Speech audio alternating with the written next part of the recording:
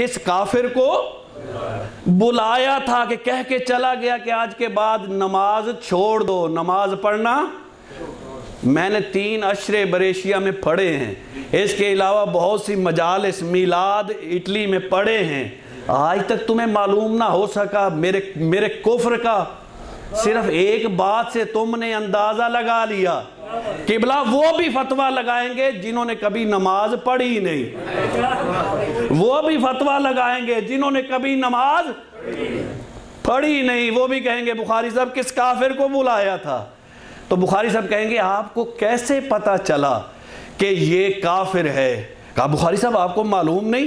جس کا حکم خدا دے، جو اب بھی نہیں سمجھیں گے ان کے اپنے مقدر، جس کا حکم خدا دے، نبی کام کر کے دکھائے، پھر انکار کوئی کرے، وہی تو کافر ہے، وہی تو کافر ہے۔ اور جو سمجھ گئے ان کی سماعتوں کو میرا سلام ہے کہ جس کا حکم خدا دے، نبی وہ کام کر کے دکھائے، پھر کوئی نہ مانے، وہی تو کافر ہے۔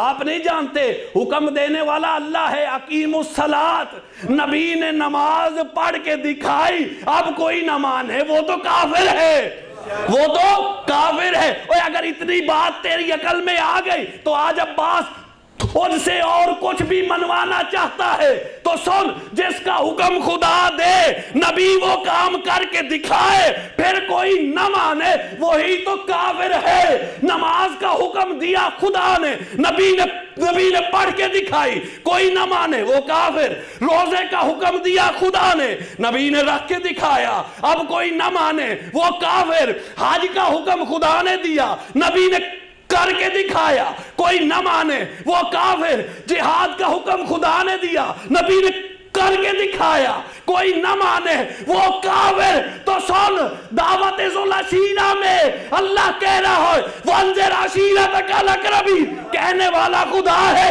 نبی نے کہا یا علی مدد، اور خم قدیر پہ اللہ نے کہا یا ایھا الرسول بلغ ما انزل الیک، نبی نے کہا من کنت مولا، کہنے والا خدا ہے، کر کے دکھانے والا رسول ہے۔ اب کوئی یا علی مدد سے یا من کنت مولا سے انکار کرے تو سمجھ لینا اس کا اسلام مشکوک ہے۔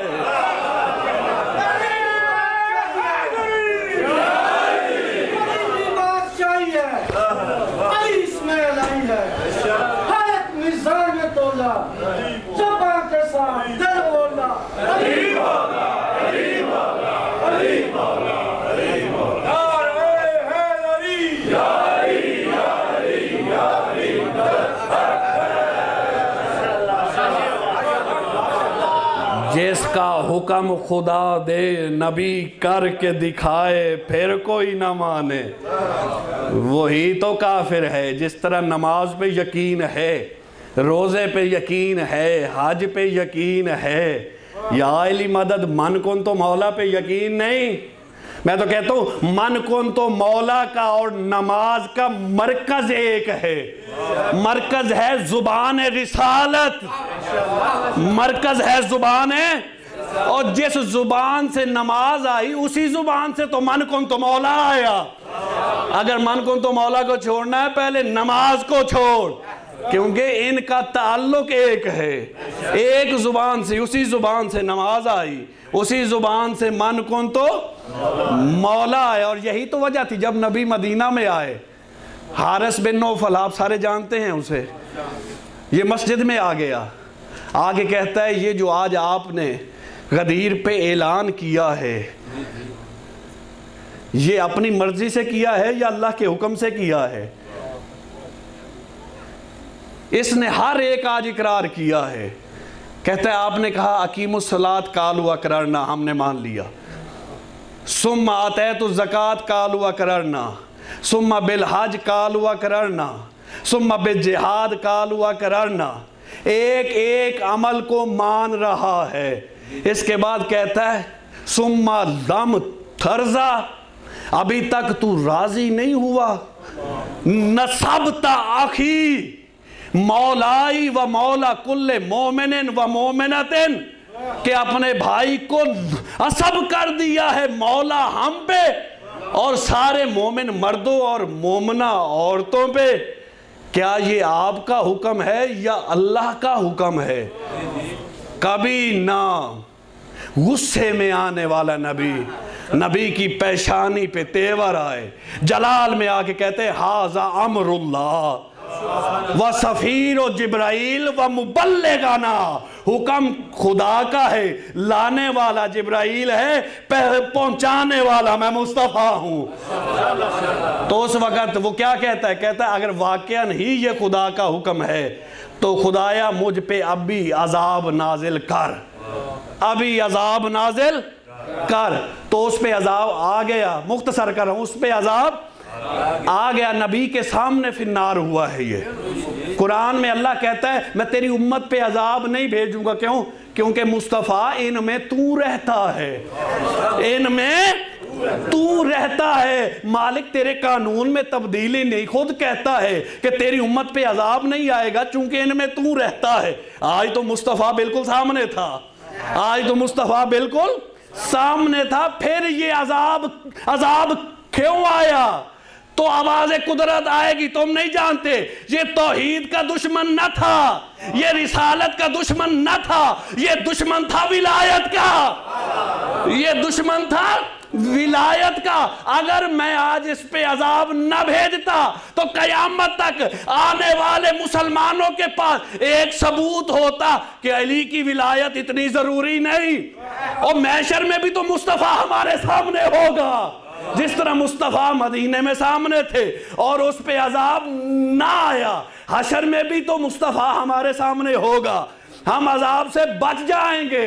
لیکن اللہ نے نبی کے سامنے عذاب دے کے کائنات میں ثابت کر دیا کہ علی اگر تیرا دشمن چاہے اس دنیا میں ہو چاہے حشر میں ہو، وہ میرے عذاب سے بچ نہیں سکتا۔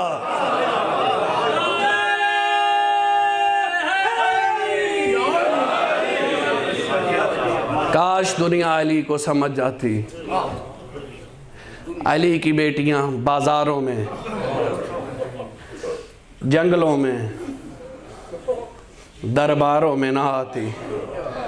مولا آپ کی اس محنت کو منظور و مقبول فرمائے، سوائے غم حسنین کے کوئی غم نہ دے۔ چہلوں منا رہے ہو، آج زہرا کے گھر سے 2 جنازے اٹھے ہیں۔ خدا کی قسم جب میرے اور آپ کے نبی کی طبیعت ناساز ہوئی، بیٹی کی گود میں سر تھا بابا کا، ادھر دروازے پہ دق الباب ہوا، بی بی نے پوچھا من انت علی الباب، دروازے پہ کون ہے؟ کہا انا سائل، میں سائل ہوں، نبی سے ملنا چاہتا ہوں۔ بی بی کہتی ہے میرے بابا کی طبیعت ناساز ہے، پھر آنا۔ تھوڑی دیر بعد پھر دق الباب ہوا، پھر بی بی نے پوچھا من انتا، کہا انا سائل، کہا میں نبی سے ملنا چاہتا ہوں۔ جب تیسری مرتبہ اس نے دروازہ کھٹکھٹایا تو اس وقت میرے اور آپ کے کائنات کے نبی بیٹی کی طرف دیکھ کے کہتے ہیں او بیٹی زہرا، یہ تیرے دروازے کی عظمت ہے اور یہ تیرے در کی عظمت ہے، ورنہ آج تک اسرائیل نے کسی سے اجازتیں مانگی ہے؟ اجرکم الی اللہ، آج تک اسرائیل نے کسی سے اجازتیں مانگی ہیں؟ اور جس دروازے کا فرشتے احترام کرے، آج بھی زہرا کیا سمجھتے ہو قبر میں آرام سے لیٹی ہے؟ وَيَقُومُ وَيَقُعُدُ، کبھی کھڑی ہو جاتی ہے، کبھی بیٹھ جاتی ہے، ایک ہاتھ میں حسین کا خون آلودہ کرتا، دوسرے ہاتھ میں حسن کا زہر آلودہ کرتا، آسمان کی طرف دیکھ کے کہتی ہے میرے اللہ، میرے بیٹوں کا جرم کیا تھا؟ میرے بیٹوں کا جرم کیا تھا؟ میں نے تو چکیاں پیس پیس کے پالا تھا حسن و حسین کو۔ عزتارو، ہر بیٹے کی خواہش ہوتی ہے کہ وہ باپ کا 100 منائے، 10واں منائے، 40 منائے۔ عزادار سادات، میں آپ سے دست بستہ پوچھتا ہوں، کیا سجاد کے دل میں حسرت نہ تھی؟ اللہ کی کائنات میں واحد سجاد ہے جو بابا کو دفن بھی نہیں کر سکا۔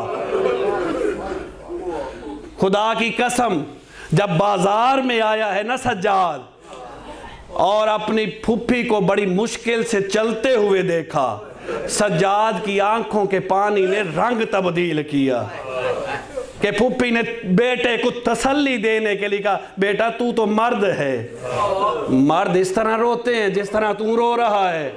سنو گے اپنے مولا کا جواب، کہا پھوپھی اماں آپ مجھے اتنا بتائیں کیا شریف زادیاں بازاروں سے اس طرح گزرتی ہیں؟ اور جس طرح آپ گزر رہی ہیں۔ عزاداروں کے ایک نیزہ جس پہ حسین کا سر تھا وہ چلتے چلتے ایک مقام پہ رک گیا۔ ادھر شمر تازیانہ لے کے سجاد کے قریب آیا، کہا بابا سے پوچھو کہ تم کیوں نہیں چلتے ورنہ میں ظلم کروں گا۔ ادھر سجاد بابا کے قریب آئے، کہا بابا سجاد کی پشت کی طرف تو دیکھو، سجاد کی پشت پہ کوئی جگہ خالی نہیں۔ کہا بابا مجھے جلدی بتاؤ آپ کیوں نہیں چلتے؟ کہا بیٹا اگر کوئی میرا بیٹا گرتا میں تجھے تکلیف نہ دیتا، اور جن کی چھوٹی چھوٹی اولاد ہے سادات مجھے معاف کرنا، کہا اگر میرا کوئی بیٹا گرتا میں تجھے تکلیف نہ دیتا، اور میرا بیٹا نہیں گرا، میرے سینے پہ سونے والی سکینہ کوئی اونٹ سے گر گئی ہے، کوئی بیویوں کی آواز کو نہیں سنتا، جب تک میری سکینہ واپس نہیں آئے گی میرا سر نہیں چلے گا۔ یہ ظالم کہتے ہیں سجاد جاؤ اپنی بہن کو تلاش کر کے لاؤ، کہ میری مخدومہ زینب کہتی ہیں میرے اونٹ کو بٹھاؤ، میں جاتی ہوں بیٹی کو تلاش کرنے کے لیے۔ ادھر جناب زینب جناب ام کلثوم جنگلوں میں آئی، آوازیں دے رہی تھی، او بیٹی سکینہ تم کہاں، تجھے پھوپھیاں ڈھونڈ، اور پھوپھیاں ڈھونڈ رہی ہیں کہ ایک چوراستے میں دیکھا ایک مستور جس نے سیاہ برقع پہنا ہوا گود میں سکینہ کو بٹھا کے کبھی سکینہ کا سر چومتی کبھی زخمی رخسار چومتی، کہ بی بی قریب آئی، کہا مستور تیری بڑی مہربانی، اور شکریہ تو نے میری یتیم بھتیجی کو تسلی دی۔ اور بی بی نے اپنے نقاب کو ہٹایا، کہا بیٹی زینب کس کا شکریہ ادا کرتی ہو، اور میں تو تیری ماں زہرا ہوں، اور جب سے حسین نے مدینہ چھوڑا میں نے بقیہ کو چھوڑا۔ اللہ قوم ظالمین۔